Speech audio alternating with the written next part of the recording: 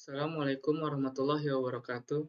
Bismillah, salatu wassalamu ala rasulillah wa ala alihi wa ashabihi wa man tabi'ahum bisani ila yaumil qiyamah ma ba'd.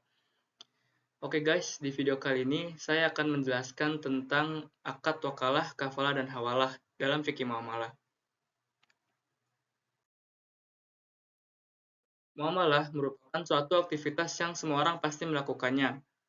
Di era yang modern ini, aktivitas muamalah semakin berkembang dan menimbulkan transaksi-transaksi kontemporer. Betul, muamalah ini aktivitas yang sudah ada dari zaman dahulu hingga zaman sekarang dan semua orang pasti pernah melakukannya. Seiring dengan berkembangnya zaman yang semakin modern ini, aktivitas muamalah semakin berkembang dan menimbulkan transaksi-transaksi kekinian atau transaksi-transaksi kontemporer yang tentunya mengikuti akad-akad dalam fikih muamalah. Kita sebagai seorang muslim hendaknya mengetahui terlebih dahulu transaksi-transaksi kontemporer ini supaya mencegah dari hal-hal yang dilarang dalam syariat Islam. Adapun transaksi-transaksi kontemporer ini banyak menggunakan akad-akad wakalah, hawalah, dan hawalah pada lembaga keuangan atau individual.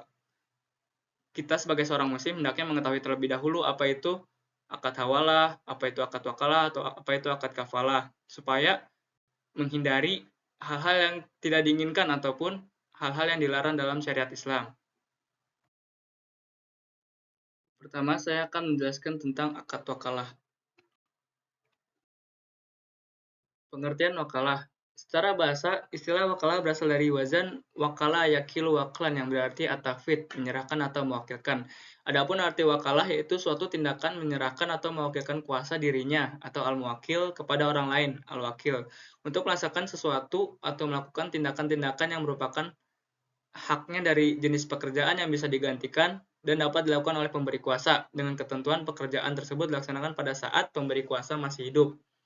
Jadi akad wakalah ini merupakan akad pendelegasian atau penyerahan kuasa kepada orang lain untuk melaksanakan sesuatu atau tindakan yang merupakan haknya sebelumnya, baik dari jenis pekerjaan ataupun yang lainnya, dan dapat dilakukan oleh pemberi kuasa. Adapun ketentuannya, akad ini dilaksanakan pada saat pemberi kuasa masih hidup. Lalu selanjutnya landasan hukum akad wakalah. Dasar hukum dari akad wakalah adalah boleh dilakukan dalam ikatan kontrak yang disyariatkan dengan dasar hukum ibadah.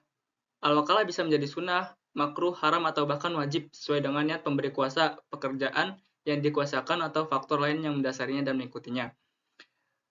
Islam mensyariatkan al-wakalah karena manusia membutuhkannya.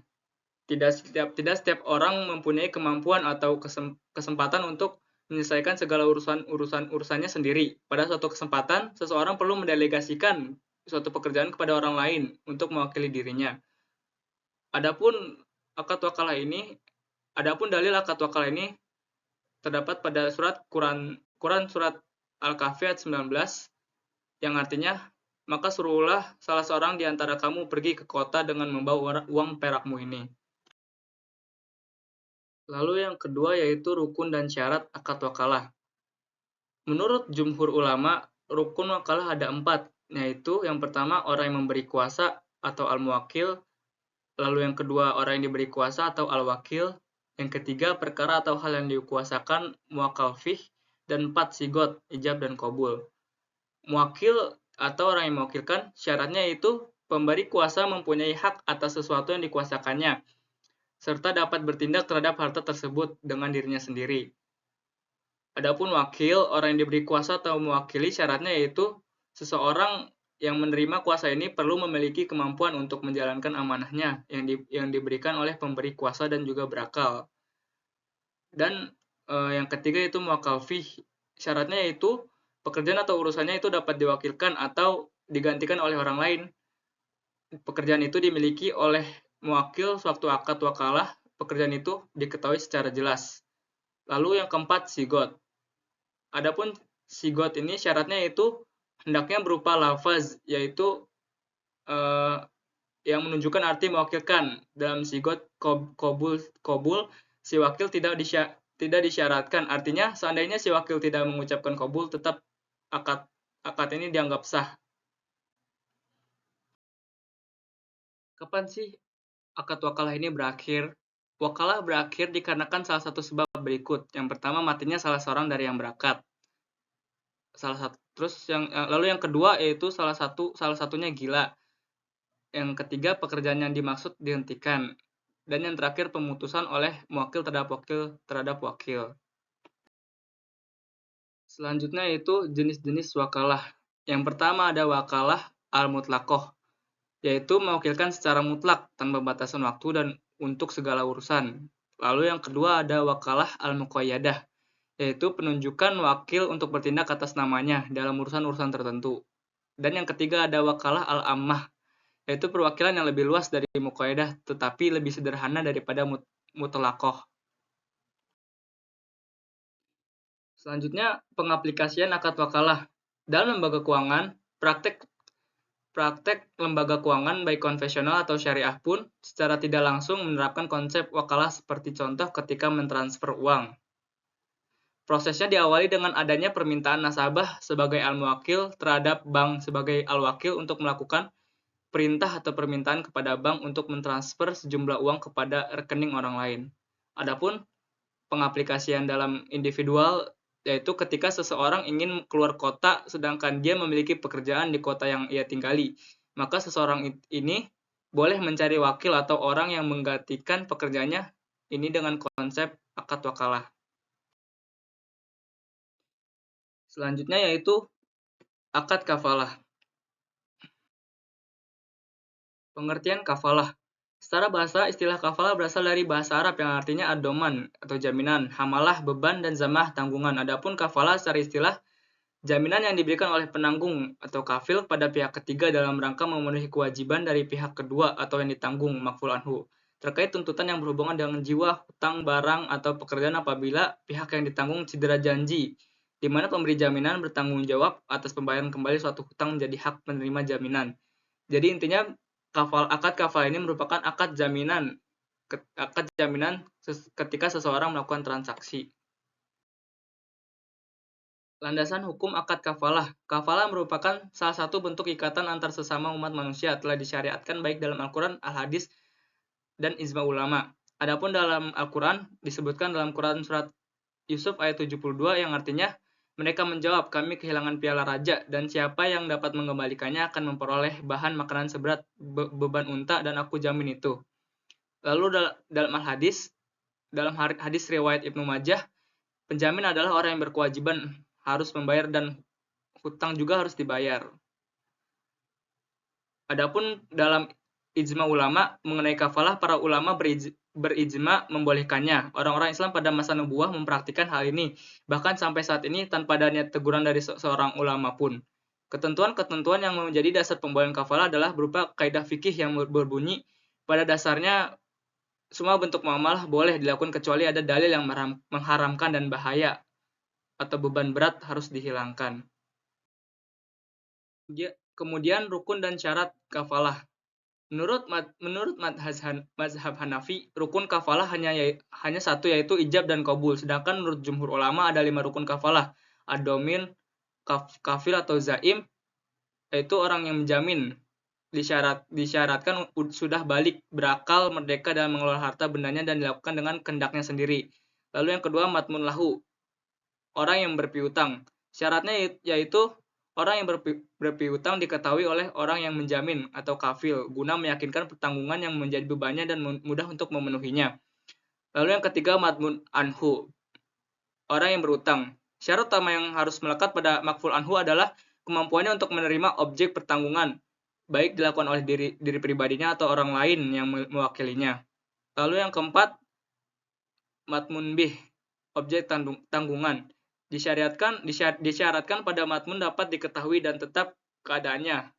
Selain itu, nominal objek tertanggung harus jelas. Tidak diperbolehkan menanggung sesuatu yang tidak jelas. Lalu yang terakhir, sigot atau ijab qabul. Sigot atau ijab qabul bisa diekspresikan dengan ungkapan menyatakan adanya kesanggupan untuk menanggung sesuatu. Sebuah kesanggupan untuk menunaikan kewajiban. Kemudian, selanjutnya jenis-jenis kafalah. Jenis-jenis kafalah terdiri dari kafalah bin nafs, merupakan akad memberikan jaminan atas diri personal kuaranti. Sebagai contoh dalam praktik perbankan untuk bentuk kafalah bin nafis adalah seseorang nasabah yang mendapat pembiayaan dengan jaminan nama baik dan ketokohan seseorang atau pemuka masyarakat. Walaupun bank secara fisik tidak memegang barang apapun, tetapi bank berharap toko tersebut dapat mengusahakan pembayaran ketika nasabah yang dibayar mengalami kesulitan. Lalu yang kedua ada kafalah bil mal, merupakan jaminan pembayaran barang atau pelunasan utang. Yang ketiga ada kafalah bit taslim.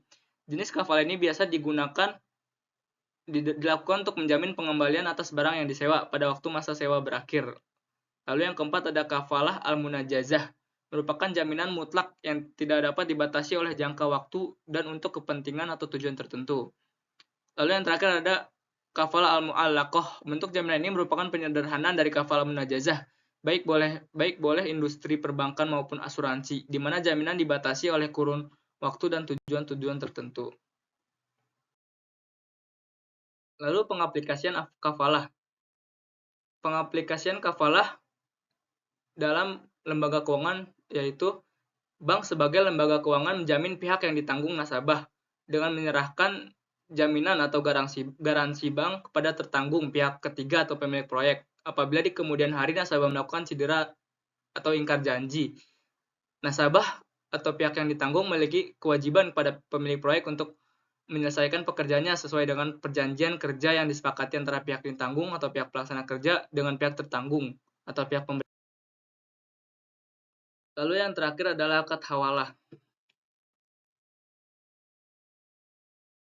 Pengertian hawalah. Secara bahasa, hawalah ialah al-intikal dan at-tahwil yang artinya memindahkan atau pengalihan. Adapun definisi hawalah dapat diartikan sebagai pengalihan atau pemindahan utang piutang dari pihak kreditur pada pihak penanggung pelunasan utang. Sedangkan menurut Maliki, Syafi'i, dan Hambali, hawalah adalah pemindahan atau pengalihan hak untuk menuntut pembayaran hutang dari satu pihak kepada pihak yang lain. Adapun landasan hukum akad hawalah ini berpedoman pada kitab Al-Quran dan hadis. Pada Quran surat Al-Baqarah ayat 282 yang artinya, hai orang-orang beriman, apabila kamu bermuamalah tidak secara tunai untuk waktu yang ditentukan, hendaknya kamu menuliskannya dan hendaklah penulis di antara kamu menuliskannya dengan benar. Lalu dalam hadis riwayat Bukhari, Rasulullah pernah bersabda mengenai hawalah yang artinya sebagai berikut.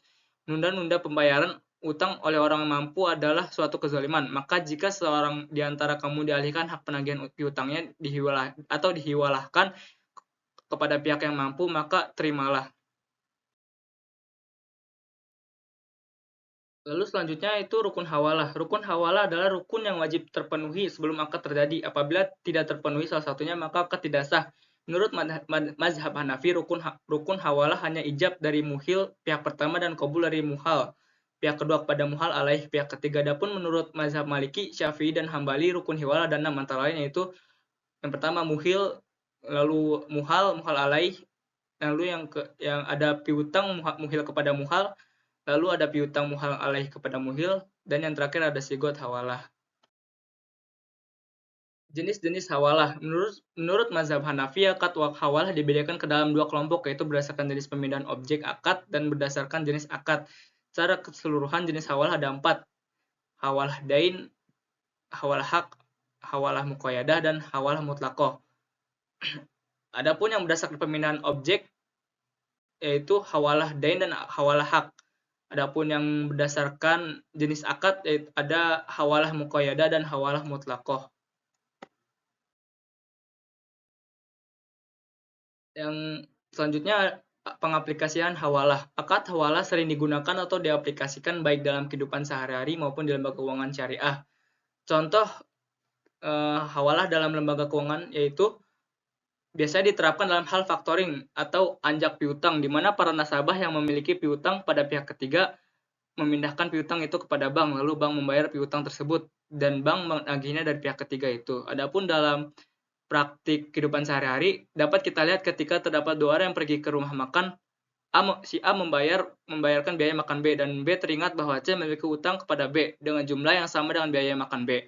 Pada kondisi ini, B berhak untuk mengalihkan piutangnya kepada C sehingga C berkewajiban untuk membayarkan piutang B kepada A.